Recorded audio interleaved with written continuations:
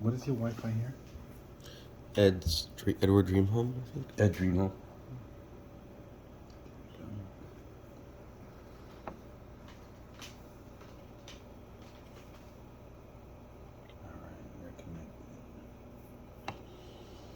So, little backdrop, really quick. So I think I shared with you. So it's funny. This guy named CZ. That's what he goes by. He's he started a cryptocurrency exchange called Binance.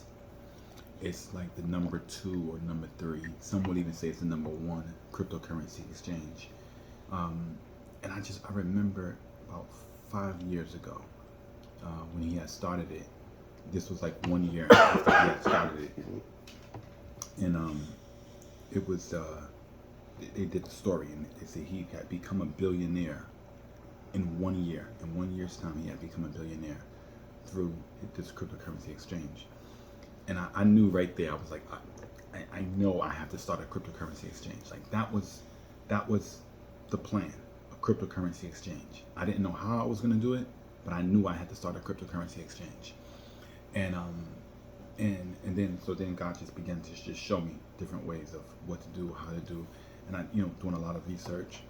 And what makes a cryptocurrency exchange successful, one cryptocurrency exchange over another cryptocurrency exchange, is just how many users you have. That's it. It's just the more users you have, the more successful that exchange will be. So Binance, I think they have something. I don't even know how many. I think they have like something like 8 million users, or I don't know the exact number, but it's based on users, how many users you have. So the whole concept of Coins for College is all about an exchange, right? So ultimately what we're doing in a nutshell is giving students this digital currency, right, called scholarship coins, because scholarship coins don't cost me anything, right? I could give away as many it's like Monopoly money. I could give scholarship coins all day, every day to students. It's the colleges that wants the students that will one day choose to honor those scholarship coins or not, right? But because the scholarship coins are a barometer to how the child is performing on our assessments, the enrichment videos, community service, because the scholarship coins act as that barometer, the more scholarship coins you have, the better you're doing with the assessments, the enrichment videos, community service, attendance at school. Colleges will redeem the scholarship coins, or rather give scholarships based on how much scholarship coins a kid have. But we're treating scholarship coins as digital currency, and you trade it in to go to college. But what we're really doing is we're training a whole generation on digital currency. And if you have digital currency, you have to exchange it somewhere. And that exchange is called intuition exchange. That's really what we're doing. Everything else is a pipeline. The whole Coins for College concept, tuition coins, all of it is a pipeline to having our own exchange, because the exchange is the powerhouse. In the world of cryptocurrency, exchanges are king. They rule everything. They're the kingmakers. So what I want to show you, and what I'm really excited about, is that how we are building our exchange. And so an exchange takes anywhere from 3 to 6 months to build an exchange, and it could take longer. It could take up to a year. But the team that we're working with, they are like one of the top teams for doing this. They have like a massive staff, like 200 software developers. And the way we've done it is we've split the teams up into two. So there's the design side, and then there's the development side. So what I'm about to show you is it's from the developers, not the designers. And let me just tell you where your guys' money is going so far. So the development altogether costs for everything, the exchange, for the platform, all the little finishing touches and everything, is $50,000. The design of it all is approximately 21 to 30,000, and I say to 30 because we're still adding on one more person, and that person, two more people actually, is going to cost approximately 8,000 more to bring them on staff. So let's go here. And the original quote that I got when I was first trying to build an exchange was $150,000. 50,000 was the deposit, and they take a percentage of AV transaction. And I was ready to do it because I didn't know no better. This was about 2-3 years ago, and learned a whole lot since then. Realized that company was pretty much ripping people off, and that this is something you can just develop yourself. So the team that I have in place now literally is doing it at a fraction of the cost, and we will own it outright and not have to pay any transaction fees. And that's really important because of what I'm going to show you guys next. So don't look at this from a design perspective, because these guys are not responsible for design. These guys are responsible for development. In other words, so if you had a car, if you were building a car, right, you got two sets of people. You got the people who build the engine, like the Rolls-Royce engine is one of the best engines in the world, right? So you got the people who build the engine, the transmission, the brakes, the chassis, the body, all that stuff underneath the hood. And then you got the people who design the car, and that's an artist. And speaking of the Rolls-Royce, is actually hand-drawn. Like every aspect of the Rolls-Royce is like hand-drawn. And there's one guy who's been doing it forever. So this is not the artist. These guys.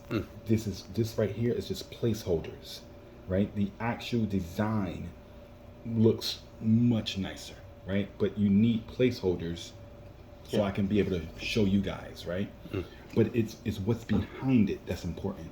Like, so for example, right here on this first page, what's behind this would be that when someone enters their email address and hit get started, that goes somewhere. It's like a database that it goes to. So that's this right here, development. All right. So we're building an all-out exchange. I'm talking all the bells and whistles. Now they just started this last week. They got their first down payment last week. So it's a lot that's going to go into this. So right now these are the pages, the first pages that will be there. So there's going to be a dashboard where people sign in. They would have this kind of a dashboard, and they're able to do all these different. All of this is like cryptocurrency jargon, if you will, right? Where they can buy, they can sell, deposit funds, obviously, their history, withdraw, obviously. They can invite others to the platform. KYC is really important. It's basically what allows us to be legitimate and not get in trouble with the law. What's KYC? Oh, I'm sorry. Know your customer. So, so know your customer, meaning that. So it's let's say you've got somebody who's selling drugs, for example, and they're making $1 million selling drugs, and then they want to go and now they want to invest that $1 million. That would be considered money laundering. So KYC regulations is know the person that you're doing business with. That's why when you had transferred the money and it was in a different name, it was like, okay, who's the customer here? Is it Kaya Samuel or is it Joshua Samuel? right? Because if it's Joshua, well, his name is not on the account. So so that's like, is Joshua a drug dealer? Like, what is he into? Why is his name not on here? So know your customer is a financial term, whereas you got to know who it is that you're doing business with. So you got to have their social security number. You got to have a picture ID, a valid picture ID, their address. You got to make sure they're legit. So all of that is very important. And if you're going to have a cryptocurrency exchange, you need to have the ability to take that information and store it, and it has to be available. And if you don't, they will shut you down in an instant. So KYC is who runs it? Who owns it? It's not necessarily owned by anyone. It's procedures that you have to take in order to be compliant with regulations. So, for example, if you were to right now go and try to purchase cryptocurrency through Coinbase, right? That's like the biggest exchange in America. They have KYC. So in order to register, they're going to ask you they're going to ask you for your name. They're going to ask you for your social security number. They're going to ask you to upload a picture of your driver's license. They're going to want your address. Your address got to match your driver's license. All of that is them doing KYC procedures. And so the KYC procedures is the collecting of data on a customer. And then you need to they need to hold that in a database. So if regulators, whoever they may be, was to come and audit your company, you could and see all your customers. So let's say it was a database of all your customers. They would want to see that you had all that information for every single customer. And if there was a customer and you had no information for them, then you're money laundering.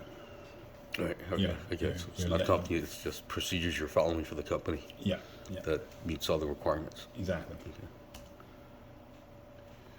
So that's okay. So this is something that we're literally taking straight from Coinbase, and that is they have a referral program where when you invite other people, they can earn tuition coins. So that's going to be in effect. People are going to be able to trade, just like you can. So you have, when it comes to an exchange, there's two types of an exchange. There's an exchange where you I just want to buy some cryptocurrency, right? That's it. I just want to go in. I want to put my credit card. I want to get some cryptocurrency. Real simple, real plain. And then you have traders, like day traders, right? These are people that they're professional traders.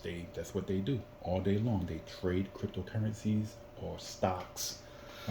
So in the world of cryptocurrency, they will literally be able to come in here in the Coins for College platform and be able to see all the different charts for all the different cryptocurrencies, and they can buy and sell, and they go in and out, in and out, in and out of markets all day long. And every time they do that, we get a transaction fee. We get a small transaction fee for every single trade they make. And it comes out to be millions and billions of dollars. And that's why I said that first of all, in order for you to list so let me just go to Coinbase really quick.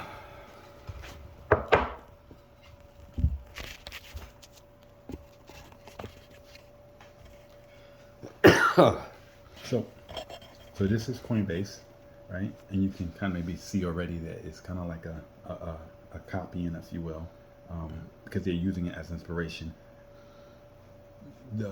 What's behind the scenes is what they're copying. On the front end, we're gonna have our own design, right? But you see, it's that same concept, right? It's like, first thing we want your email, right? So Coinbase is worth literally billions of dollars, right? So if you see here where it says Coinbase Pro, that's where people come in here and they just, if I was signed in, let me see if I could actually sign